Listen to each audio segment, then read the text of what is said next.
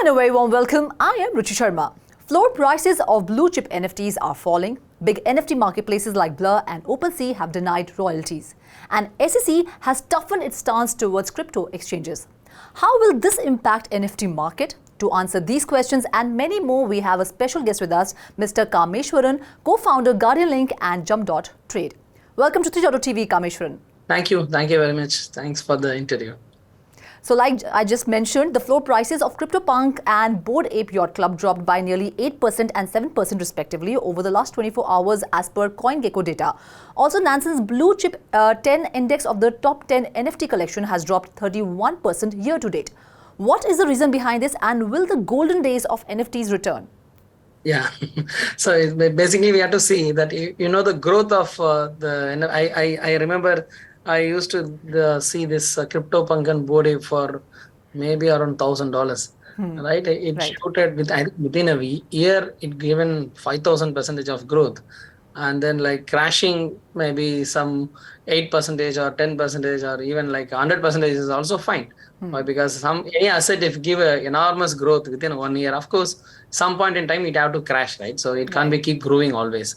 So, and also it is directly relates with the crypto market. Right, NFTs and crypto right now works, hand to hand. Crypto market is doing well because most of the NFTs are priced based on ETH.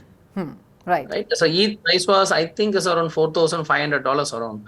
Right, and then like it depends. Like ETH price is around 50% or around less right now. It is around $1,800. So naturally, like based on the crypto price point, so the NFT is based how we used to. The base assets for petrol and diesel is going to be USD, right? So very similar to that right now for cryptos, the base asset is going to be on, ETH. So that's the reason most of the NFTs are really depend on the, crypto market in terms of price. I feel okay. So 20, 30 or even 100% down is fine because I seen the peak of $500,000. Right now it is around like, 40, 45 ETH, right? Which is almost like 200% down, right? And that is okay because we seen this journey. If you take example of 2017, Bitcoin reached 19,000 and it crashed to 3,000. Yeah. So this asset is highly speculative, right? So which is very common. So yeah, but what I see in this industry where there's high chances, the utility-driven NFTs will not, will not align with the crypto market. Yeah, because that is what we are trying to do in Jump.trade. The Jump.trade is an NFT marketplace where we have a gaming assets NFT. We don't give a big impact based on the crypto market, even though crypto price is shooting up or shooting down. So our NFTs is purely depend upon the ecosystem of utility what we offer. Depends upon everyday game and tournament, right? So what kind of tournament, based on that, the NFTs is going up. So I don't see challenges. I think the future is going to be more utility driven NFTs. Where right now are like PFP, right? The CryptoPunk and whatever Bored Ape and things, it's all a PFP. It's purely depend upon the crypto market. I think slowly, if you take example of companies like Sorare, right? So we do millions of revenue. They don't purely depend on crypto market. They depend on football, soccer market. So that is the way the NFTs will act as a technology more rather than crypto, right? But these are use cases. Right? What I see. Bored Ape and CryptoPunks are more like a use cases or more like a proof of concept kind of approach. But actual utility is going to be on the sports and games and those kind of parameters. NFT is going to play a big role. It's what we able to see the journey in the last 4 or 5 years. That's great. So the recent decision by prominent platforms Blur and OpenSea to remove royalties have sparked a contentious debate. While these changes have brought cheers from traders, they have also raised concerns about the long-term health of the NFT ecosystem. Yeah, because it is always, we used to see in the retail business also, right? If someone is having a big shop in a retail store, someone is starting new, they have to give a lot of offers, right? So then only they can pick up the market, right? So OpenSea is a conglomerate that most of the market share is lying on OpenSea. With OpenSea, right? Right? So where someone wants to get into the new space, they have to do something, some kind of guerrilla marketing activities, or else like it is not going to give a big impact to them. See, it's good thing like you and me talking about Blur, but there are lot of marketplaces are available in the world. So Blur did something, that is, given a lot of tracking. Yeah, so that is there. So because it's a marketing activity is what I see. Right. Once every business always starts with we see Uber and Swiggy, all these kind of brands where they used to give True. first 3 rides and 4 rides for free. Now we became so addictive on Uber, right? So we addictive on Swiggy. So we can't change that. So that is a way the Blur is also taking the market share.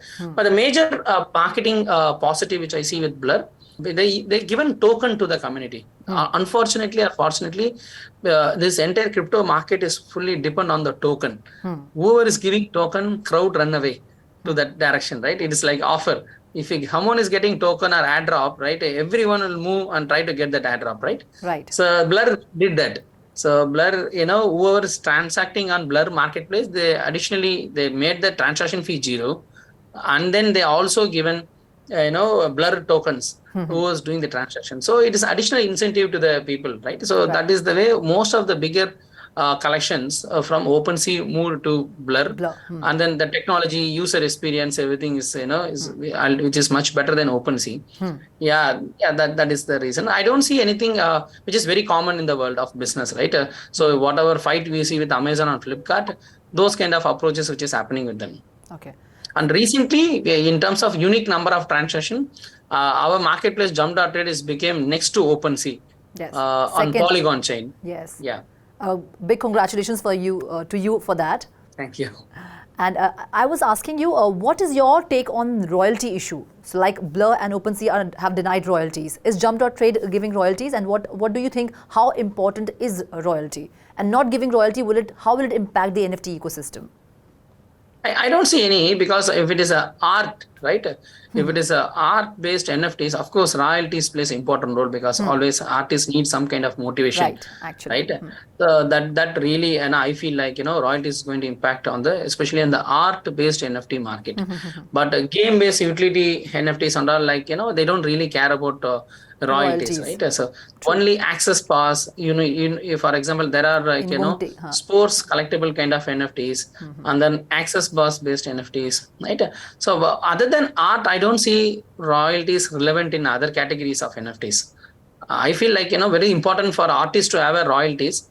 So that is the way, like artists will get the benefit out of it, because only transaction fee is something platform make, right? But at the end of the day, the creator who created that art, he don't make anything. So that is the beauty of NFT technology. So always they get a perpetual royalty.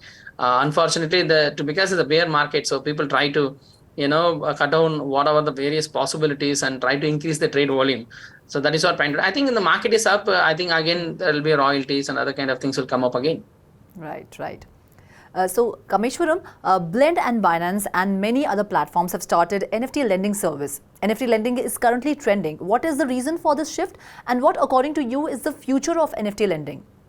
Because if I want to own a particular, for example, there are 2 types we can see. One is NFT lending, one is NFT rental. Right? So both have some kind of relationship. So let me explain about the rental first. So NFT rental is something, if you want to play the game, but you want to buy the NFTs before play the game, so that you get the reward. But you have to invest first of all, see whether you really like the game, or else the rewards, whatever is generating, really makes sense to you, right? Or else like it's very meager. You want to check that, right? Before it is more like how you use the SaaS platform, right? SaaS platform used to give a free trial and then they convert to the paid trial, right? I see rental and lending both will acquire new users to the NFT ecosystem. The challenge in the NFT industry right now, if you take a Bored Ape kind of NFTs, the number of holders. The number of holders is only 6,000 members. Because they are very expensive, very high price. Expensive, and then even though initial stages is not expensive, but in the market of in the Ethereum chain, 7 million active wallets only we are able to see, right? Which is very less. If you imagine Dream11 will have much more active transactions than the Ethereum. Right. But the market shares of Ethereum, right? So, but the challenge what I see, there is no more users on Web3. That is a big challenge. So, right, this removing royalties or bringing NFTs and bringing NFT rental, lending, a loan, all this kind of functions coming to get more adoption to the people. Without investing too much, you have to come and test and try it. Then if you like, then you can build around that. That is one. And also people who are giving they're keeping NFTs idle. right? So they are not interested to use it every day, or they don't want to showcase things in their social media profiles, right? In the profile picture, NFTs plays important role, showcase that NFTs to someone else, right? Right. If I take for example, even in the Zoom meeting, if I keep my Bored Ape NFTs in the right hand, right, that give more attention to the crypto community, right? Right. That is the way it is.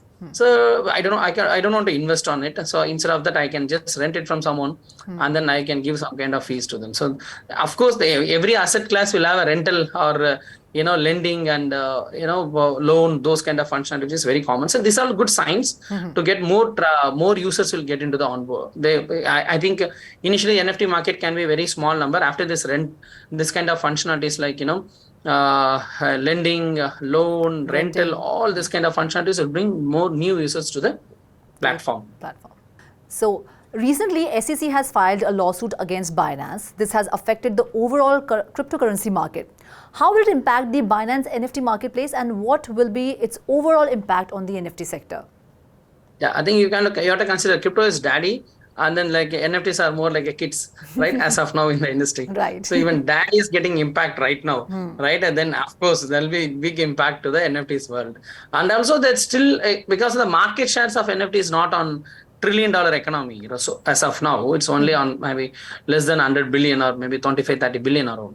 So that's why even government is not, they're trying to solve the bigger problem on the is the $1 trillion economy, which can give an impact to the USD and other country currencies and everything. That's why every countries are trying to be very cautious about the regulation. Unfortunately, it is like, it is, we can't say as money. Technically, if it is moving of data between the wallets. Right, that is the way every government was started thinking, right? Because some kind of data movement from this wallet to that wallet, so they're not able to really recognize this as money. After some point, right? So by seeing a lot of information, so government able to recognize now, oh, it seems to be actual money. Then there is a functionality whether it is a security or utility. Right. Right. Always an SEC says that this other than Bitcoin, Ethereum, every coin has security. Right. Security means there comes in the different kind of law, so we should not allow to trade. If it is a utility token, EOS is okay, so you can trade. Right, any utility token, that is fine. So that is what standpoint right now. But I would say Ethereum is security. If it is Ethereum is not security, then how come Polygon can be security, right? Because both are almost have the same functionality, right? And also depending on Ethereum, it is like a side chain on Ethereum. There is no logic into that, right? So it is like saying a 10-floor building, and then like comparing with the 5-floor building. Both are same. There is no point in comparing them. But SEC it's a technologically, it's very difficult for them to understand because it's a new age technology. So they are also experimenting it. But surprisingly, after this kind of announcement, so big company conglomerates like BlackRock and other kind of companies are getting into the Bitcoin ETF market, which is surprising. So it clearly shows everybody has their own way of doing things, right? Like they are not able to really control the movements of crypto. It's very challenging for them to calculate the taxes, and then that's why they try to restrict as much of coins possible. If there is only 5 coins in the overall world, they can able to control well, right? If you have 3,000 coins, it's very difficult to control it, everything, right? That is what they're trying to put pressure and make sure that only few coins are able to trade. So as a utility, that is what trying to do. Ripple win the battle some way, right? So Ripple was going through the battle of SEC for quite some time, explaining about there is no security, it is utility token. And anyway, I think they are on a positive note to win the case as of now, as per the media communications. So that I think every coin will go through the journey. So that is what I feel, right? So in the bear market, like all the negative news comes up. So I think up market, a lot of positive news comes up, which is very common. So yeah, I think so SEC, I think is a big threat to all the coin.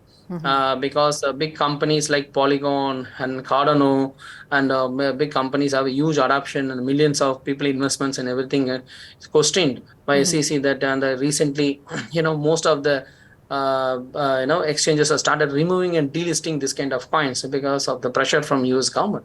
So yeah, it is very insecure movement to many people, but it is common, right? So there'll be ups and downs. Same kind of synergies happen with the internet too. So governments were trying to ban the internet, and then they're not allowing the internet, and they need a restrictive kind of internet and everything. But after some point, government started thinking how to make money through internet. So that is the way, like government evolve, and get into the adoption. So which I'm able to see that the USDC and those kind of coins are closely working with the government, and there is a huge adoption that banks have started using USDT and other kind of stable coins for a transaction. So which is a positive sign.